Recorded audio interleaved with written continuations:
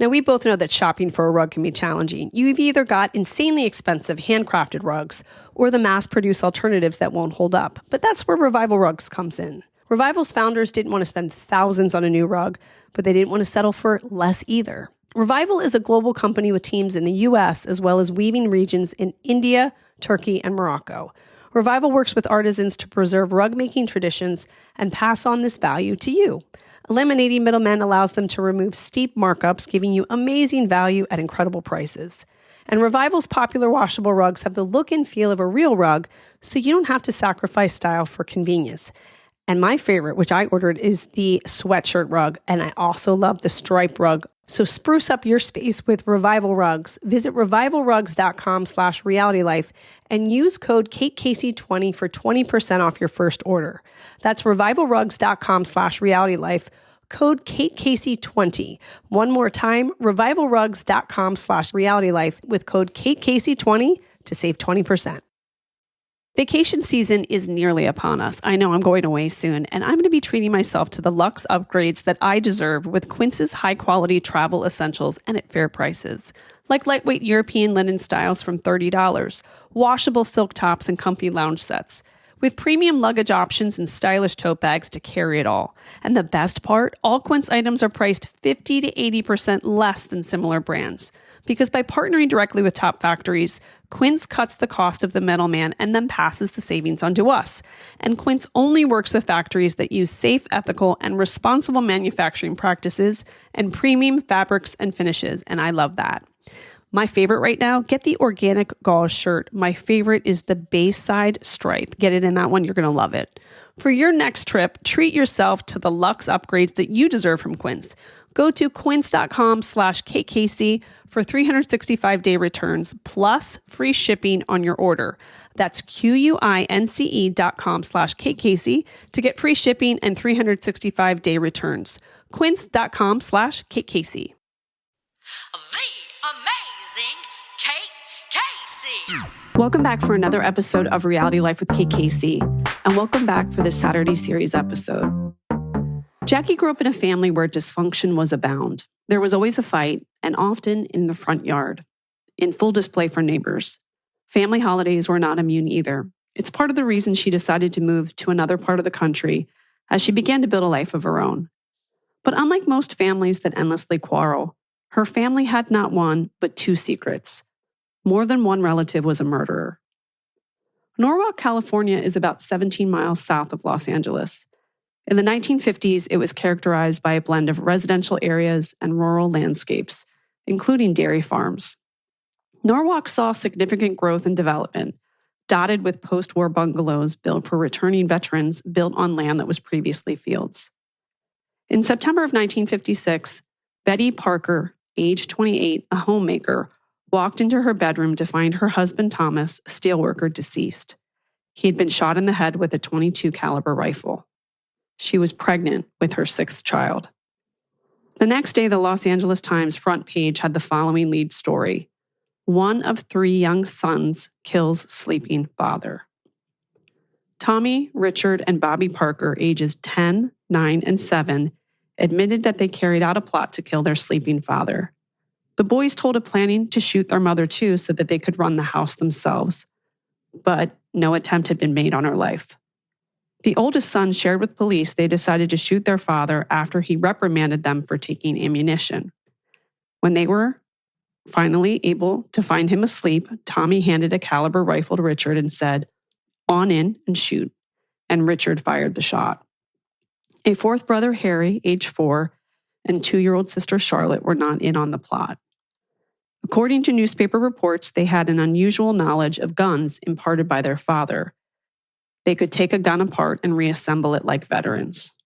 The boys were then turned over to juvenile authorities. Yucaipa, California, which is about 10 miles east of San Bernardino, in the 1990s experienced significant residential growth, marked as a retirement community. Stephen Wood taught science at Yucaipa Intermediate School. He had attended a school board meeting on June 1st, 1993, but he never returned home.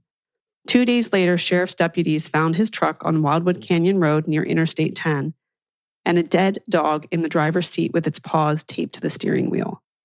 His remains were found by a hunter 4 months later in the Badlands. An autopsy showed that he had been shot to death.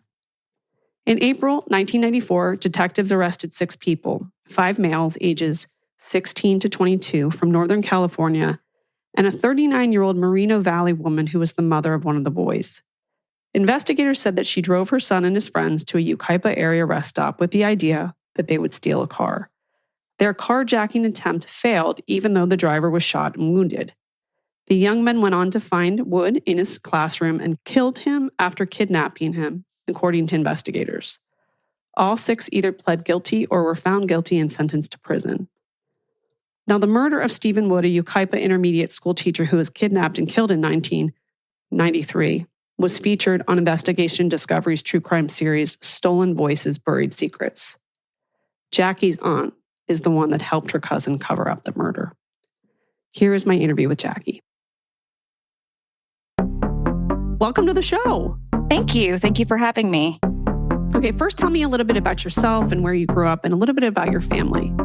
Okay, so grew up in Southern California, lived there most of my adult life, turned 19, got married, left, moved to the Midwest, haven't looked back since. What was it like growing up in your family of origin in Southern California? Like your parents, your cousins, and were you a close-knit family where cousins and aunts and that you spent time together? It was close-knit, but it was also very chaotic. A lot of drug use, a lot of domestic violence, a lot of yelling, that sort of thing. And when you were young, did you get the sense that there were things that were outside of your understanding, that there were complicated relationships and circumstances that may have had to do with grandparents or businesses? Like, as a child, how did you conceptualize the complications of your family? Well, I mean, it was a very unstable environment, a lot of yelling. You know, we would have Christmas at, the house that I grew up in, which was with my grandma. And there would always be somebody, arguing, fighting on the lawn, that sort of thing. So what's your first memory of, I need to get out of here, I don't belong here? Probably just the Christmases. I remember being about 8, one of the Christmases, my aunt and uncle had a huge argument on the lawn. I don't even remember what it was, but it was yelling, we're supposed to be opening presents, eating, having a good time. They're on the lawn screaming and the police were called. Wow. And I'm like, no, this is not for me, even from a very young age, about 8 or so. Did you have siblings that were around as well? Yes. I've got a younger brother and a younger sister. And did you feel a sense of, I need to protect them? Yeah, because I was the oldest, that, plenty of times I'd gather them up and we would go in the other room. Mm. Yeah. So there are 2 relatives that were involved in unspeakable crimes. And the first one happens in 1956. Tell me a little bit about that. Okay. So my mom is one of 11. And before she was born, my grandma was married to somebody that she had 6 children with. The first event, takes place in 1956 with the 4 older ones. They were 10, 9, 7, and 4. And basically, the 3 older ones had broken into the neighbor's garage, had stolen some shotgun shells. Their dad, who, worked nights, had found them in the garage. They got in trouble. He put them, told them, go to your room, don't come out. My grandma was off running errands. And then she had come back into the house, into the home from running errands, and had found him dead in the bed. And she was about 6 or 7 months pregnant, hysterical. Oh my goodness, what's going on? Called the police. We'll come to find out the boys, which were my uncles, had went in there and had taken one of their father's shotguns and had shot him because they thought that he was just too harsh with his punishment. And then from there, obviously she called the police. They did a hearing and evaluation. They sent the boys off to live with their aunt and uncle after an evaluation. And then that was pretty much about it for that event. What happened to the wife, the pregnant wife? What happened to her after that? Well, that's my grandma. And she just kind of continued. I mean, what do? Your husband is shot and killed by your children.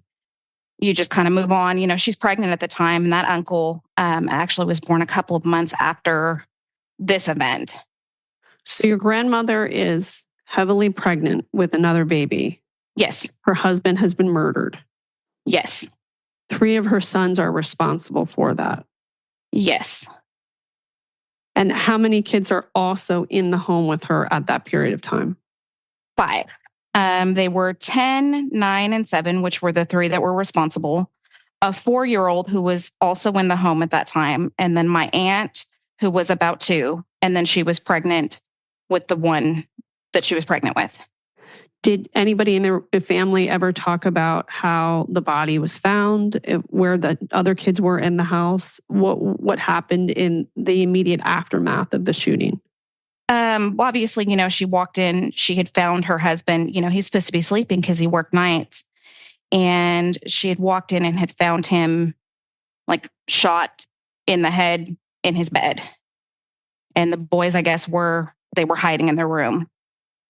And she was, walked in, was hysterical, called the police. The police came, took him to, the police station and held them for a while they figured out what was happening. Do you know now if there was any abuse in the home? Because I'm trying to make sense of 3 boys who would get access to a gun. And that's obviously not a normal reaction to shoot your father in the head. Right. Well, I mean, he was prior military. And so, they had guns around. He was big, from my understanding, he was big on gun safety. He had taught the boys how to use, various shotguns and rifles and whatnot. And they were just kind of in a closet. I mean, mind you, it was 1956, so it's a little bit different than it is now. Yeah. Obviously, now we're a little bit more careful with guns. We have them locked up. They're not just in a closet. But in this case, they were very familiar with the weapons and they just had access to one.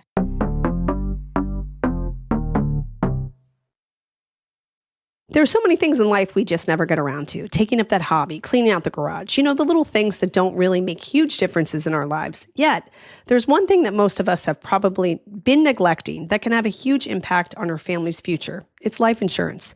And with SelectQuote, getting covered with the right policy for you is easier and more affordable than you may think. SelectQuote is one of America's leading insurance brokers with nearly 40 years of experience, helping over 2 million customers find over $700 billion in coverage since 1985. If you have high blood pressure, no problem. If you have diabetes, that's fine too. And even if you have heart disease, SelectQuote partners with carriers that can cover those conditions and others. Head to SelectQuote.com and a licensed insurance agent will call you right away with the right policy for your life and your budget. SelectQuote, they shop and you save. So get the right life insurance for you for less at SelectQuote.com/realitylife. Go to SelectQuote.com/realitylife today and get started. That's SelectQuote.com/realitylife. I'm off to Hawaii soon and I've been looking for great dresses, suits, bags, and sandals for my trip. You know who else needs stuff? My almost 16-year-old daughter. Now, where can I find all of those things in one place? Revolve. And I know that you love Revolve too. Over 1,200 brands and 100,000 styles from across high-end, emerging, and exclusive labels in fashion, beauty, and home goods. Consistently offering the latest and most sought-after trends in fashion from top brands like Lovers and Friends, Love Shack Fancy, Misa, and Zimmermann. I just ordered a pink Japanese dress, a gold clutch, gold sandals, and a monogram necklace, and I might even wear it to my niece's graduation too. Authentic, high-quality products, new arrivals daily, inclusive sizing. From last-minute getaways to party dressing and seasonal upgrades, Revolve has you covered with fast 2-day shipping and easy returns, all on them. And for a limited time, you can shop a curated selection of my favorite styles at revolve.com/KateCasey and receive 15% off your first order with code KateCasey. That's revolve.com/KateCasey to shop my top picks and get 15% off your first order with code KateCasey. The offer is only valid for a limited time, so do not miss out. What happened to the 3 boys after that? So that's where it gets a little bit fuzzy. I did my own research reading the articles, which, were the articles that I sent you, that they were evaluated. And mind you, it is 1956. It's a little bit different now. I think if something like that happened, the children would be institutionalized. In this case, they were sent to live with an aunt and uncle far off, like within the state, but not close by. So the other family members, did they have any communication with those three boys after this? Eventually, because my grandma did end up getting remarried, and there are family pictures where these uncles that did this are in the family pictures, not only with my grandma, my mom, my aunt, my other aunt, my grandpa. So they eventually did have contact again, but I think for that time period, probably about 6 years or so, 8 years maybe, there was no contact. They were just being raised by an aunt and uncle that were, a distance away, but were strict. Did you ever have conversations with your grandmother or your mother about what had transpired that night or in the aftermath? I had actually asked questions, and, this is where it's a family secret. It was always very hush hush. My grandma kind of had the rule of thumb, what happens in this house stays in this house. And really, she meant it. There wasn't a whole lot of discussion about it. With this particular incident, I had a cousin message me the articles that I had sent you. And she was like, "Hey, did you know about this?" And I was like, "Well, no, not really. I knew that, she was a widow, but didn't know that that's exactly what happened." And then reading it, it's very shocking. Well, I'd assume that there's such humiliation that she wanted everyone to kind of forget about it. Yeah. Yeah. I mean, that's how I would feel if, I were in her position. Did she mourn her husband? Were there pictures of him in the house? Were there pictures of the boys in the house? The boys, yes. The house I grew up in, to kind of back up a little bit, basically she had raised me. My mom was a single mom. She worked, et cetera. And so she had retired by the time I had come around, and we lived all in the same house. And that uncle that actually did commit the murder lived in that house too. And so we had family pictures up of the uncles and, myself and whatnot, not the husband though. Well, doesn't that say something though, that they accepted the boys back into the house, but it was like the first husband was just forgotten about? I think it's weird. Yeah.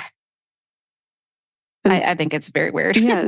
Yeah. And the fact that he was living in the home. So at some point, there is like a connection made, a reconnection made between one of the sons. And was that the oldest, the 10-year-old? It was actually the 7-year-old. To kind of back up a little bit more with the story.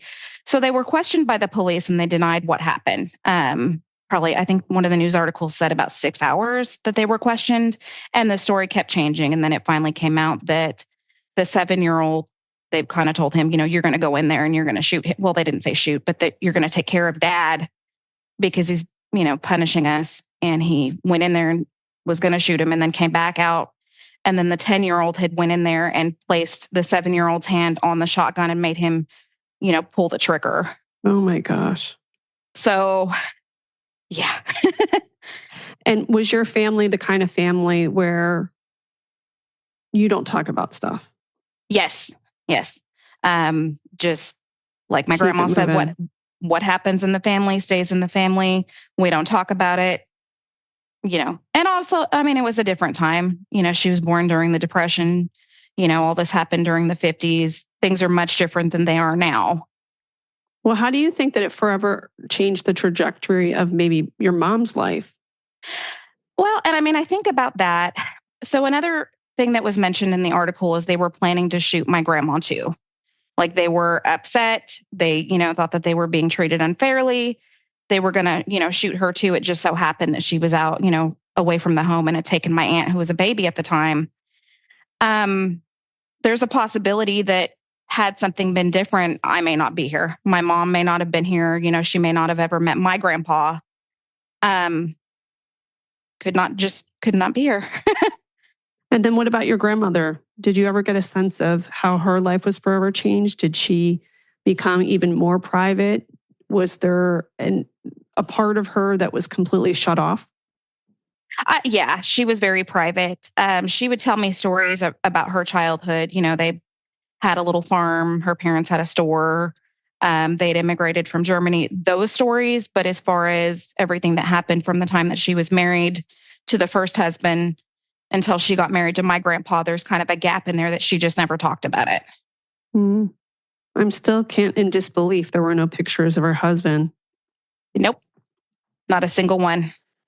And did she ever talk about him at all, like in fondness or anything? She just had mentioned that she was married, and that was pretty much it. Just, yeah, I was married before your grandpa. Was she a woman of faith? Did she have a lot of friends? Did she have hobbies? I'm just trying to imagine how someone can move forward in such a difficult economic time, in a culture that was more inclined to keep quiet about things. Also, an immigrant family already feeling a sense of displacement. Were there things that were outside of the home that maybe she could have clung to that made her feel a sense of independence or peace? Okay. So she was a bit of a workaholic. She was a housekeeper in hospitals. That's what she did for the majority of her life.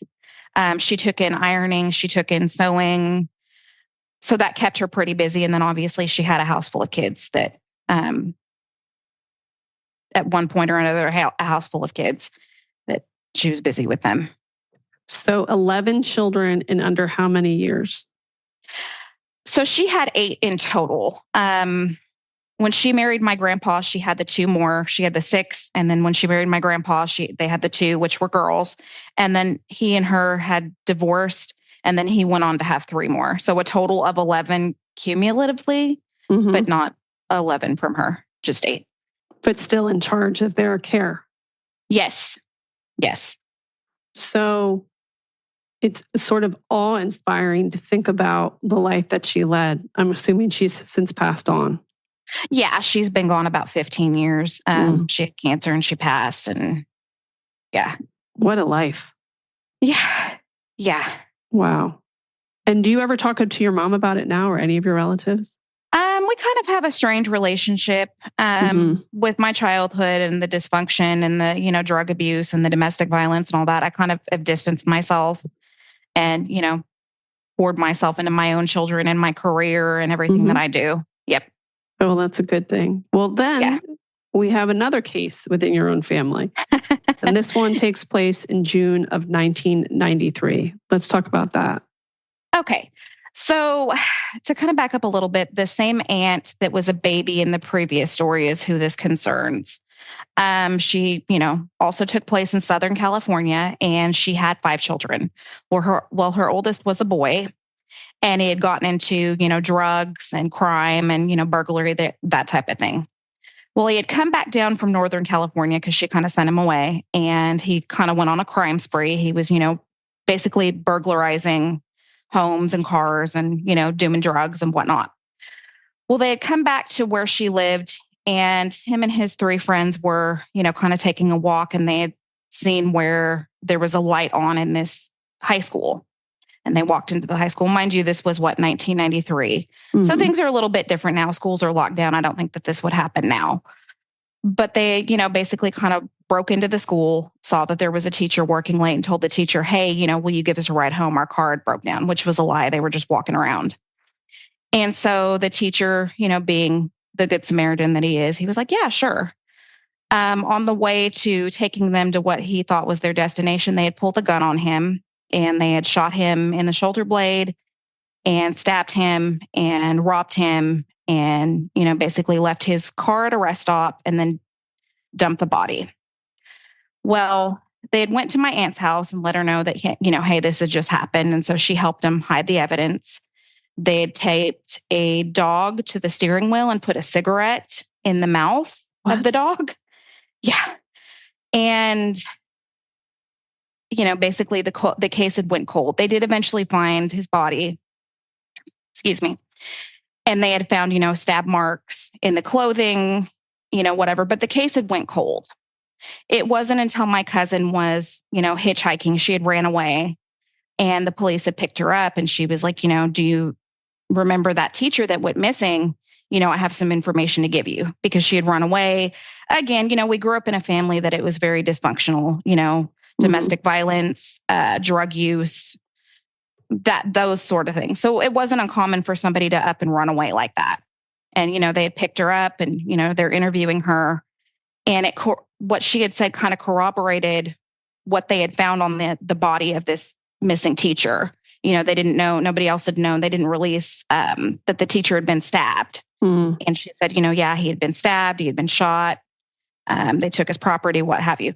So then they went back to Northern California, the cousin and his 3 friends, I believe.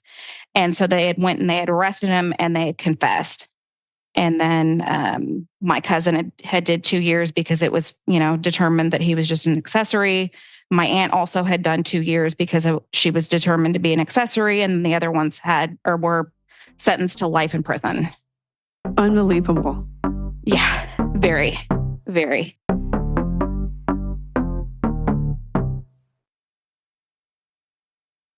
This show is sponsored by Liquid IV. Now, I've said that my goal this year is to stay more hydrated. You can gift yourself the everyday indulgence of extraordinary hydration from Liquid IV, powered by Live Hydroscience. They've got true-to-fruit flavors that keep you hydrated. And you can find all your favorite hydration multiplier flavors on their website. I have to say my favorite flavor is the sugar-free raspberry lemonade because it's a bright, zero sugar flavor combining notes of ripe, freshly picked raspberries and citrusy, zesty lemon. And it really gets me going on my day. I think you're going to love it too. I like feeling like I'm hydrated all day long. And if you're somebody who's outdoors or plays sports, this is an absolute must-have. You can break the mold and own your own ritual. Just 1 stick and 16 ounces of water hydrates better than water alone. It's 3 times the electrolytes of the leading sports drink. And also 8 essential vitamins and nutrients, always non-GMO, vegan, gluten-free, dairy-free, and soy-free. Treat yourself to extraordinary hydration from Liquid IV. Get 20% off your first order of Liquid IV when you go to liquidiv.com and use code KateCasey at checkout. That's 20% off your first order with code KateCasey at liquidiv.com. I couldn't lose weight. Fatigue, gas, bloating, hot flashes. These women got life-changing symptom relief from Belvital, the comprehensive hormone health solution from Body. While everyone is unique and will have varied results, here are extraordinary experiences from independent Body affiliates and actual Belvital users. The combination of the fitness, the food, the breathing exercises, the supplements, it's just the magic that I was missing. My workouts have never been better. I love the combination of the Pilates with lifting. My body literally feels like it got younger. This nutrition program has taught me what my body truly needs. I'm less bloated. I have less inflammation. Now I'm equipped with how to manage the stress. It's helping me sleep so much better. Within a week or 2 of taking these supplements, I physically felt a difference. I have transformed my body from the inside out. Get hormone health for women at belvital.com. And while supplies last, save 15% with promo code BV15. And what has happened to the 2 of them today? Well, my aunt has since passed. She died about 2010. She passed from leukemia. And then the cousin is just kind of in and out of jail, in and out of prison, just kind of bouncing around, to be honest. Mm-hmm. Well, no wonder you don't go back home. No. I had my children very young and kind of made the determination early on that I don't want either one of mine to be like that at all. So the more distance, the better. Now, are your kids at an age now where they ask you questions about their family? Yes. And actually, we've talked extensively. Everybody who doesn't enjoy, or not really enjoy, but who isn't fascinated by true crime. Mm-hmm. And then to have things like this in your family, they want to know everything. They wanted to read the articles. They wanted to watch. Actually, the second case was featured on an episode of a show that's on Investigation Discovery. And so they both watched that. They have questions, about that. They wanted to see family pictures of these people, that type of thing. And when you look back at these 2 stories, is there like a common thread to it? Is there an astute observation that you've made as an adult? I think that sometimes when you leave your family of origin and you create your own family and you meet different people and you have life experiences and you have jobs and you meet different kinds of people, as you get older, it sometimes surprises you the revelations that you can have. Is there anything about your childhood now as an adult, as a mother, as somebody who has been out in the world, that now that you look back, you see that there's a common thread? Probably undiagnosed mental illness. Because what would make somebody do something like, in either instance, what would make somebody do something like that? Unless, of course, they have something that's untreated, undiagnosed. Mm-hmm. You don't know any better because you're not being treated. That's kind of my guess. And then also the drugs and the alcohol only exasperate it, right? Yes. Yes. Especially in the second instance. Yes. Do you feel like there was a sense within the family of just deep sadness, like this is life as it is. There are no opportunities outside of it. Like just making peace with a life filled with dysfunction? I believe so. Yeah. I mean, my grandma had remarried the second time, and then, obviously they had divorced, and she never remarried. She never dated. She just kind of existed. She worked. Yeah. Now, do you find that ever in your life people contact you or ask you about these two different murders, or would people be shocked to know that this happened in your own family? So nobody outside of my family, well, I mean, obviously the people that they were victimized, especially the second case, they're well aware that, that happened. But as far as that, anybody outside of my family, no, nobody has contacted me. It's not really something that I talk a whole lot about. Yeah. I've worked really hard to include, many hours on a therapist's couch, kind of working through to make sure that I don't do anything like that. I don't, have any issues. And so I've worked really hard to have like a normal life, if you will. Well, I think that there are some people listening to this, and I certainly think that a lot of families have deep secrets, and it takes time to disconnect yourself from other people's choices and carrying the shame that comes with that. So for someone else who's listening to this and maybe struggling in their own way because someone in their own family has done something, what is your advice for them? Just because you come from a family of dysfunction does not mean that you also have to be dysfunctional. You can put in the work, you can go to therapy.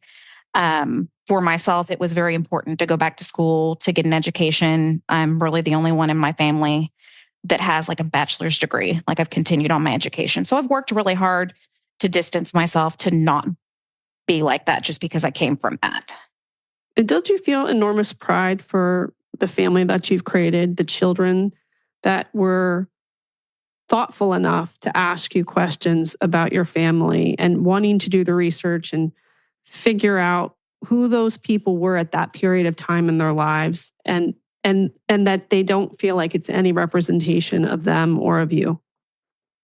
Yes, very much so. Yeah, very much so. I'm very happy and pleased with how, they're adults now, how they've turned out to be. That's much, much different than, the family that I came from. And do you ever feel like you're at a party and people tell, their own dysfunctional family stories, and in the back of your mind, are you thinking, you have absolutely no idea? I mean, sometimes. I mean, just kind of depending on what they're talking about, Yeah. I've kind of lived a colorful life myself, even though it is normal. I've had divorces and that sort of thing, but not murdered anybody. So yeah. What a story. Well, if you have questions for Jacki, she's in the Facebook group. And of course, I will post this episode in the group. And thank you for sharing this. The amazing Kate Casey. I want to thank my great guest, Jacki. And again, thank her for sharing this story. I want to encourage all of you to join the Facebook group. She is in the group if you have any more questions for her, or just to give her some love for sharing such a painful story. Also, make sure that you're subscribed to the podcast and leave a 5-star review. Check out the bonus episodes by going to Patreon, patreon.com/KCasey. And then also my What to Watch list is available every week by going to katecasey.substack.com. And follow me on social media. I'm on Instagram at KCaseyCA, TikTok, it's Kate Casey, and Twitter, Threads, and Blue Sky at Kate Casey. Check back for an all-new episode on Monday.